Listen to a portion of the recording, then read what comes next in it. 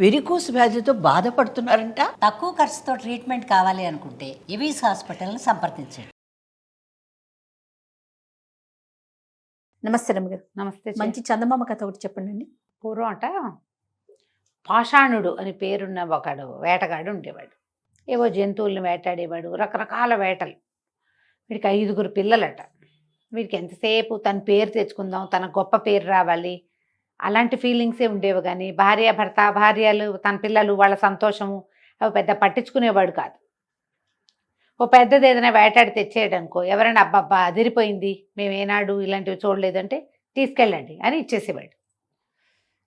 ఇంట్లో పెళ్ళాం పిల్లలు, వీళ్ళ తిండి తిప్పలు అవి లేవు, గొప్పకి చేసేవాడు అనమాట. ఎప్పుడు అదే గొప్ప. పిల్లలు ఎప్పుడు అవస్థపడేవాళ్ళు అతని గొప్పలతోటి. గొప్ప కోసమే వీళ్ళతో పని చేయించడము, గొప్ప కోసమే అన్ని చోట్లకి తీసుకెళ్ళటము, అన్నీ గొప్ప కోసమే. అక్కడ వాళ్ళు చిన్నపుచ్చుకున్నా వాడికి పట్టేది కాదు, తన గొప్ప ఉంటే చాలు. ఓకే. అయితే ఇలాంటి లక్షణాలు ఉన్న వాళ్ళు కనిపిస్తారు. గ్రాండియర్ ప్రదర్శన కోసం పిల్లల్ని పెళ్ళాన్ని ఇబ్బంది పెట్టేవాళ్ళు. ఒకనాడట వాడికి కాల్లో ఒక సౌండ్ వినపడింది, ఒక వాణి, అదృశ్యవాణి. ఏమని? ఓ పాషండుడా, ఎన్నాళ్ళు ఇట్లా పెళ్ళాం పిల్లల్ని కాల్చుకు తింటావు? నీకు మంచి అవకాశం ఇస్తాను, చిలుక సరస్సుకి వెళ్ళు. చిలుక సరస్సు చాలా పెద్ద సరస్సు, రావి మండతోటి నీళ్ల మీద కొడుతూ ఇదిగో నేనని ఒక మంత్రం చెప్పించా. ఈ మంత్రం చెప్తే అప్పుడు జరిగే విచిత్రాన్ని చూడు అని కళ్ళలో చెప్పింది. పొద్దున్న లేచేసరికల్లా కళ గుర్తొచ్చింది. ఆడు దేవుడి మాటే విండు, దేవుడు లక్ష్యమే లేదు వాడికి. ఈ కళ్ళలో వినపడిన ఏవో శబ్దాలని వాడు ఎందుకు చేస్తాడు? కానీ విడవకుండా ప్రతిరోజు అదే కళ వచ్చేదిట. ఓ పాషండుడా, పాషాణుడా, ఎన్నాళ్ళు పెళ్ళాం పిల్లల్ని ఇబ్బంది పెడతావు? చిలక సరస్సుకెళ్ళు, రావుమండ పట్టుకెళ్ళు, ఈ మంత్రం చదువు, నీకు కావలసింది దొరుకుతుంది అని మళ్ళీ మళ్ళీ మళ్ళీ మళ్ళీ 10 రోజులు వచ్చింది కళ. 11వ రోజు రోజు ఇదే వస్తుంది ఏంటి, ఏమిటో చూద్దామని తన వాకిట్లో నుంచి రావి చెట్టు నుంచి ఒక రావిమండ విరుచుకుని ఆ చిలక సరస్సుకి వెళ్ళాడు. వెళ్ళి ఏం చేశాడు? చిలక సరస్సు వీడు వెళ్ళేసరికి అక్కడ పిట్ట పురుగు లేదు, ఎవ్వరు లేరు. గట్టు మీద కూర్చున్నాడు. ఈ మధ్యలో ఈ రావి మండ పుచ్చుకొని ఆ నీళ్ళ మీద ఇట్లా ఇట్లా రాస్తూ కొడుతూ, నీళ్ళ మీద కొడుతూ మంత్రం కళ్ళలో 10 రోజుల నుంచి చెప్తుందిగా ఏదో మాట, ఆ మంత్రాల మాటలు అనడం మొదలుపెట్టాడు. 10 సార్లు 12 సార్లు అనేసరికల్లా ఈ వీడు కొడుతున్నాడుగా. మామూలుగా మనం నీటిలో ఏదైనా ఇట్లా కొట్టంగానే అదేమవుతుంది, నీరు ఇట్లా తెరలు తెరలు తెరలుగా సుడిలాగా కనపడుతుంది. అవును, తెర కదులుతుంది, మధ్యలో సూడేలే కనపడుతుంది కదా. ఆ కదులుతున్న తెరల్లోంచి ఇట్లా సుడిగుండం గిర గిర గిర గిర తిరిగిపోయి అందులోంచి ఈ నదీ సరోవర దేవత ఒక సర్పరూపంలో బయటకు వచ్చిందట. వచ్చి ఓ పాషండుడా, నీకేం కావాలి అని అడిగేసరికల్లా వీడు ఆశ్చర్యపోయాడు. ఏమిటి ఇట్లా వస్తుందా? కల్లో చెప్పి మరీ వచ్చిందే జేజీ. సరే అన్నాడు, నాకు బోల్డ్ అంత డబ్బు కావాలి, బోల్డ్ అంత పేరు కావాలి, నాలాంటి వాడిని నేనే అనిపించుకోవాలి, అదే కోరిక. నాకు పెళ్ళాం పిల్లల్ని సుఖపడేలాగా ఏదైనా కావాలి. అలాంటివి ఏం వాడు అడగల, తనకే పేరు, తనకే గొప్ప అనేసరికల్లా అయితే సరోవర దేవత, సర్పదేవత ఏం చెప్పిందంటే, నా తలలో ఒక మణి ఉంది, ఆ సర్పం ఇట్లా లేచిందిగా, ఇక్కడ ఒక మణి ఉంది, ఈ మణి ఇస్తాను, ఈ మణి నీ దగ్గర ఉంటే నీకు వేట బాగా వస్తుంది, ఏ పనిలో అయినా జయం కలుగుతుంది, తర్వాత ఇది నీకు అన్ని విధాలా పనిచేస్తుంది అని చెప్పి ఆ ఎర్రటి ఆ మణిని ఇట్లా విదిల్చింది. ఆ ఎర్రగా పువ్వులా ఉంది ఇంత. ఇతను పట్టుకోబోయేసరికల్లా, ఈ గట్టు మీదకి వచ్చేసరికల్లా ఆ మణి చేయి జారిపోయింది, కింద పడి బూడిదైపోయింది. అయిపోయేసరికల్లా అర్రే ఇంత పని అయిందే అని వలవలా ఏడిస్తే సర్పదేవత ఏం చెప్పిందంటే, కంగారు పడకు, బూడిదే నీకు కావాల్సింది, దాన్ని అలాగా ఎత్తుకో, పొట్లం కట్టి నీ దగ్గర ఉంచుకో. ఈ బూడిద రోజు ఈ భస్మాన్ని ధరించి బయటికెళ్ళు, నీకు వేట పుష్కలంగా దొరుకుతుంది. నువ్వు ఏది వేటాడితే అవి నీకు దొరికేస్తాయి. ఏదైనా జబ్బు చేస్తే ఒక చిటికెడు నీళ్ళల్లో కలిపిస్తే జబ్బు తగ్గిపోతుంది. అయితే దీనికి ప్రతిగా నీ సంతానంలో ఒక పిల్లవాడిని నాకు ఇవ్వాలి.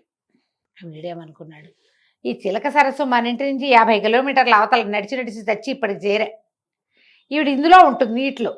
అది కూడా ఏమిటి, ఎవడైనా రావిమండ తెచ్చి మంత్రం చదివి నీళ్ళ మీద కొడితేనే వస్తుంది, లేకపోతే వస్తుంది, బయటికి రాలేదు. సరోవర దేవత సర్పాకారంలో సరోవరంలోనే తిరుగుతుంది. ఈవిడ వచ్చి తీసుకెళ్ళిపోయిందా నా కొడుకుని, నేను మళ్ళీ ఎందుకు వస్తాను పిల్లాన్ని అప్పచెప్పటానికి ఈవిడికి అనుకుని సరేనన్నాడు. ఓహో అనేసరికి సరే ఆవిడ ఏం చేసింది, పొట్లం కట్టి పట్టుకెళ్ళమని. పొట్లం కట్టి పట్టుకెళ్ళాడు ఇంటికి. ఇంటికి పట్టుకెళ్ళాక భార్య అడిగింది, చిన్నపిల్లాడు కనపట్టలేదండి. అటు ఇటు వెతుక్కున్నారు, కనపడలే. చూద్దాం అనుకున్నాడు. మర్నాటికి కూడా వాడు రాల. ఆవిడ లబో దిబోమని ఏడిచింది. ఆఖరి పిల్లాడు ఎటో పోయాడు, ఏమైపోయాడు, రాత్రికి ఇల్లు చేరి వాళ్ళు ఏముంది ఆ రోజుల్లో ఈ వేటాడే పిల్లలు అటు ఇటు వెళ్ళి చీకటి పడేసరికి తిరిగి వచ్చేవాళ్ళు. ఎవరు వాడిని చూడలేదన్నారు. వీడికి అర్థమైపోయింది, ఓహో ఆ దేవత తీసేసుకుంది పిల్లాడని. పోనీలేవే ఇక పుట్టబోయారా పిల్లలు, ఊరుకో పర్వాలేదులే అని పెళ్ళాన్ని ఓదార్చాడు. మర్నాడు ఆ విభూది ఇంత పెట్టుకుని వెళ్తే లేళ్ళు వేటాడాలంటే డజన్ దొరికినాయి వాడికి. అంతా డబ్బే. అందరూ అబ్బా ఓహో అన్నారు. వేటగాడంటే వీడన్నారు. అవన్నీ మోసుకొచ్చాడు. అమ్మినంత అమ్మారు, తిన్నంత తిన్నారు. ఎవరికో ఒంట్లో బాగుండకపోతే నేను తగ్గిస్తానని ఒక నలకంత భస్మం కల్పిస్తే వాళ్ళకి అనారోగ్యం తగ్గిపోయింది. ఓహో అన్నారు వీడిని. గొప్ప జరగ్గా అయిపోయింది భస్మం. అది ఎంత ఉంది, ఇంత. ఎన్నాళ్ళు వస్తుంది? రోజు పెట్టుకుంటావు, రోజు ఎవరో ఒకళ్ళకి నీళ్ళల్లో వేసిస్తావు, పోయింది. మళ్ళీ సరోవర దేవత దగ్గరికి ఒక రావు మండ పుచ్చుకుని వెళ్ళాడు. ఆవిడ బయటకు వచ్చింది. ఇంకో పిల్లాన్ని ఇస్తావా మరి అని. సరేనని ఒప్పుకున్నాడు. 4వ పిల్లాన్ని తీసేసుకుంది సరోవర దేవత. ఇట్లా ప్రతిసారి వీడు రావటం, ఓ పిల్లాన్ని అప్పచెప్పటం. 5గురు పిల్లల్ని అప్పచెప్పేశాడు. చివరికి పిల్లలు లేరంటే మీ ఆవిడని ఇవ్వమంది. పెళ్ళాన్ని కూడా అప్పచెప్పేశాడు. ఈ వస్తున్న డబ్బు దాచుకుందాం, ఏదైనా వ్యాపారంలో పెడదాం, అది చేయలే. తనకు అవసరమైనప్పుడల్లా తన గొప్పకి తగ్గకుండా ఉండటం కోసం చేశాడు ప్రయత్నం. చివరికి ఇదైంది. చివరికి ఏమైంది? మరి ఆ డబ్బంతా ఏమైందండి? తినేస్తారు వాళ్ళు. వాడు ఖర్చు పెట్టేస్తాడు, ఎవరికైనా ఇచ్చేస్తాడు. గొప్పకి పొదుపు లేదు. ఇప్పుడు నువ్వు ఒక వ్యాపారం చేసావు, నీకు 1 లక్ష రూపాయలు ఇచ్చారనుకో ఎవరైనా, నువ్వు 5ో 10ో తిని మిగిలిన 90 ఎక్కడైనా మదు పెట్టి దాన్ని టర్న్ ఓవర్ తిప్పుకుంటూ ఉంటే కదా డబ్బు పెరుగుతుంది. తినేస్తే ఏముంది? కరిగిపోతుంది. లేదా ఎవరికైనా ఇచ్చేస్తే గొప్పకి ఇచ్చేస్తాడు. వాళ్ళ ఇంట్లో పెళ్ళి వాళ్ళ సహాయం చేయమన్నారు, గొప్ప ఇచ్చేస్తాడు. వీడే పాషాణుడే సహాయం చేశాడని చెప్పుకునే గొప్ప ఇష్టం అతనికి. అట్లా పనిచేశాడు. తీసేసుకున్న వాళ్ళకి ఏముంది? అప్పుగా అది ఇచ్చింది. అదే సహాయాలు వెనక్కి తిరిగి రావు. ఈ 5గురు పిల్లలు అయిపోయారు, భార్య అయిపోయింది. ఇక ఆవిడకి సరోవర దేవతకి ఇచ్చి తెచ్చుకోవడానికి ఏమీ లేవు వీడి దగ్గర. డల్గా ఉన్నాడు. వేటకెళ్తే ఏ వేట రాదు, పడదు. చేపలు పడదామన్నా రావు. చాలా దీనంగా ఉన్నాడు. ఊళ్ళో వాళ్ళంతా వేటకారం చేసేవాళ్ళు. ఇట్లా డబ్బులు వదిలేసుకున్న వాళ్ళు అంటే చులకనగా ఉంటుంది. వాడి మంచితనం మీద ఎవ్వరికి ఆసక్తి ఉండదు. వాడి తాలూకు గొప్పల మీద అనాసక్తి వెక్కిరింతా ఉంటుంది. సహాయాలు పొందుతారు కానీ మర్యాద ఇవ్వరు. చులకనగా ఉంటుంది. చులకనే. అయితే ఏమైంది, ఇతను ఎక్కడి నుంచో నడిచి వస్తున్నాడు. ఏమీ దొరకలేదు. నడిచి వస్తుంటే ఒక చక్కటి గుండ్రటి మడుగు ఒకటి కనపడింది. సరే బోల్డ్ చేపలు తిరుగుతున్నాయి అందులో, చూద్దామని వెళ్ళి అందులో నుంచి వేటాడడానికి ట్రై చేశాడు. చేపల వేటకి అన్నీ తప్పించుకుని ఒక చిన్న చేప బంగారు రంగు దొరికింది. ఆరెంజ్ కలరు, గోల్డ్ కలరు కలిసింది. పట్టుకుని పైకి తీసేసరికి నాన్న నన్ను వదిలిపెట్టు అన్నదే ఆ చేప. తీరా చూస్తే ఆ గొంతు ఎవరిది? తన ఆఖరి కొడుకుది. నిర్ఘాంతపోయాడు. ఏమిట్రా నువ్వు ఇక్కడ ఉన్నావా అంటే, నేను ఇక్కడే ఉన్నాను నాన్న. అప్పుడెప్పుడో నువ్వు చిలక సరస్సుకి వెళ్ళావు చూడు, ఆ సాయంత్రం నుంచి నేను ఇందులోనే ఉన్నా. మీ అమ్మ మీ అన్నయ్యలు అన్నాను. అన్నయ్యలు ఇక్కడే ఉన్నారు, అమ్మ ఇక్కడ ఉంది. మొత్తం అందరూ చిన్న చిన్న చేపలుగా మారి ఆ గుంటలో ఉన్నారు. ఇలా దిబోమనిపోయాడు. అయ్యో రామా, ఇలా అయిపోయింది, నేనేం చేయను? నా పిచ్చి వాళ్ళు కదా. అప్పుడు ఆలోచించుకుంటున్నాడు. పునరాలోచన వచ్చింది. ఏ పొరపాట్లు తను చేశాడు. చేతి నిండా డబ్బు వచ్చినప్పుడు శుభ్రంగా ఇల్లు వాకిలి ఏర్పరచుకుని పిల్లలందరినీ తలా ఒక వ్యాపారంలోనూ పెట్టి చేయకూడదు. గొప్పలకు పోయి అంతా తగలబెట్టుకున్నాను నేను. అప్పుడు ఇంకేం చేశాడు? మళ్ళీ సరోవర దేవత దగ్గరికి పరిగెత్తాడు. రావు మండ పుచ్చుకుని ఆవిడ బయటకు వచ్చింది. బయటకు వస్తే, అమ్మ నన్ను క్షమించు, నా పిల్లల్ని నాకు వదిలిపెట్టేసేయి, నా భార్యను నాకు వదిలిపెట్టు. మరి నేను ఇట్లా అన్యాయం అయిపోయాను, ఒక తెలిసి తెలియని తనంతో చేశా, ఇంకెప్పుడు ఈ గొప్పలకు పోను. నా భార్య పిల్లలు లేని జీవితం ఎంత దుర్భరంగా ఉందో. వాళ్ళంతా పోయాక కానీ వాళ్ళ విలువలు తెలియవు. అంతేగా. ఈ ఒంటరి జీవితము, ఈ పిల్లలు లేని జీవితము నాకు వద్దని బాగా దుఃఖించాడు.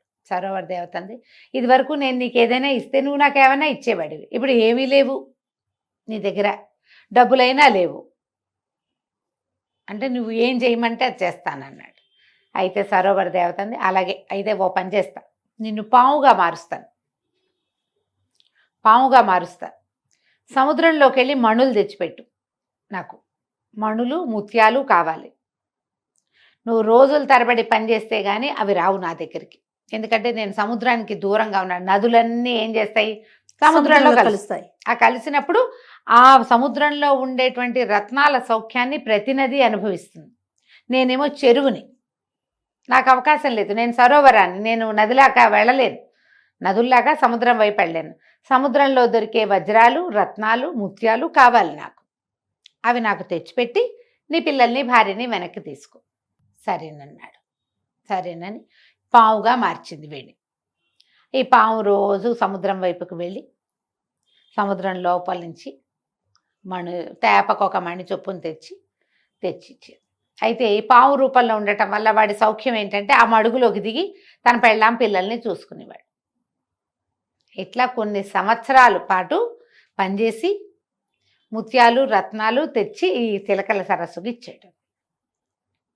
ఇచ్చిన తర్వాత అప్పుడు నేను సాటిస్ఫై అయ్యాను.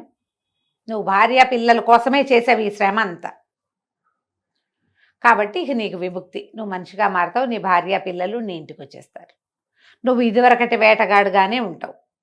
రూపాయి సంపాదించుకుని కూడబెట్టి పెళ్ళాం పిల్లల్ని చూసుకో, పోషించుకో, ఇల్లు వాకిలి ఏర్పరచుకో, గొప్పలకి నువ్వు ఇంకా పోకూడదు ఓకే అని చెప్పి సరే ఇతను మెల్లిగా ఇంటి వీలు దారి పెడితే పెళ్ళాము పిల్లలు ఇంటికి వచ్చేసారు. ఆ తర్వాత పిల్లల సహాయంతో అతను మెల్లిగా వేటాడుకుని రూపాయి పోగేసి ఇల్లు వాకిలి ఏర్పరచుకున్నాడు. పిల్లల్ని పెద్దవాళ్ళని చేశాడు. ఎప్పుడు కూడా ఫ్యామిలీతోటి ఉంటేనే సౌఖ్యం. రూపాయి కలిపితేనే 1,00,000 అవుతుంది. సడన్గా వచ్చి పడిపోయింది, అలాగే పోతుంది. అంతేగా. కాబట్టి అత్యాశకి పోవద్దు, గొప్పలకి పోవద్దని చెప్పడానికి ఈ చిన్న కథని చక్కగా చెప్పుకోవచ్చు. తప్పకుండా రమ్య గారు. నమస్తే. నమస్తే జయ.